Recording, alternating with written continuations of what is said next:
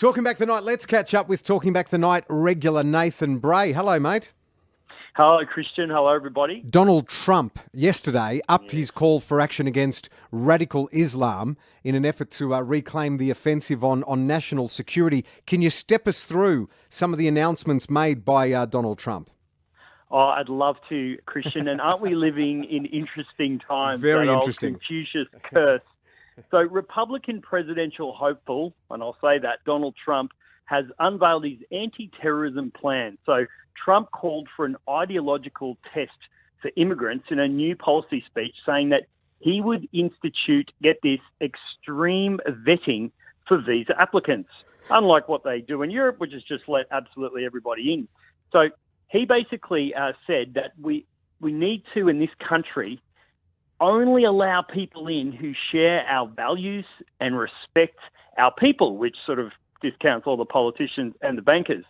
So he came out and said this at Youngstown State University in Ohio on Monday. Yep. So he's saying that, like, for example, in the Cold War, we had an ideological screening test, to stop the communists. So he said the time is overdue to develop a new screening test for the threats that we face today. So he's calling it extreme vetting. And basically what he's saying is that our country has enough problems, we don't need any more. So he also pointed out that he wanted to create a commission on radical Islam. So he basically wanted to stop the radicalization of young Americans, fair enough.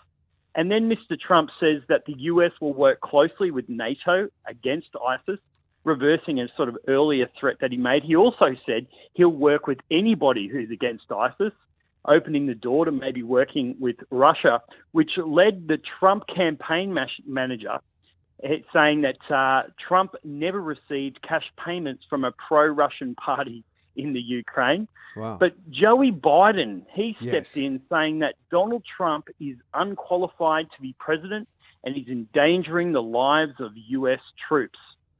So remember, this is all coming out only days after Donald Trump sensationally stated, and I just love saying this, that Hillary and Obama, get this, created ISIS. So even conservative talk show host Hugh Hewitt, he tried to give Mr. Trump basically an out. He said, look, I know what you meant, but you meant that Obama created the vacuum, and of course we lost the peace. And of course Trump came out and said, no. He said, no, what I meant was Obama is the founder of ISIS.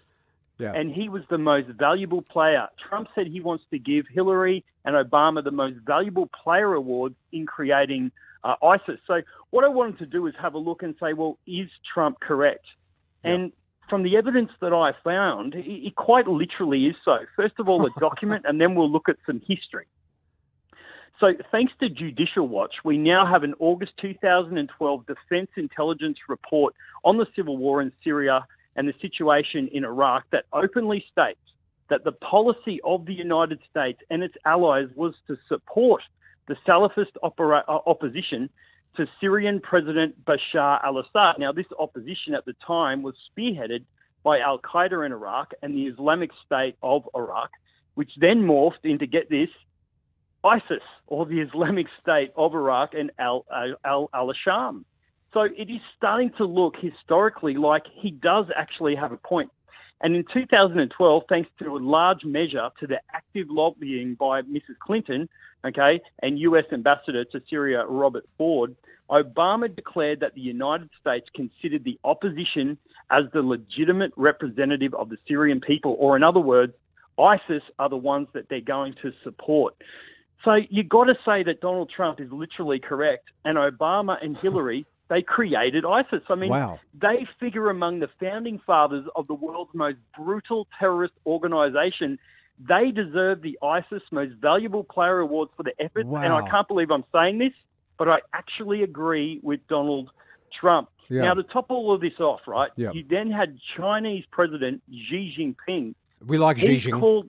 We do, and he's come out and said that he's called on Russia to join China and, get this, forming a new world order and the elimination of the US. Wow. Can you get a bigger week, a non-Olympic bigger week than history that I've ever seen? And we've got to give credit to Hugh Hewitt for offering, he offered Donald Trump the soft out, you know, the generic out that we were all sort of thinking, yeah, I think Donald should take this out.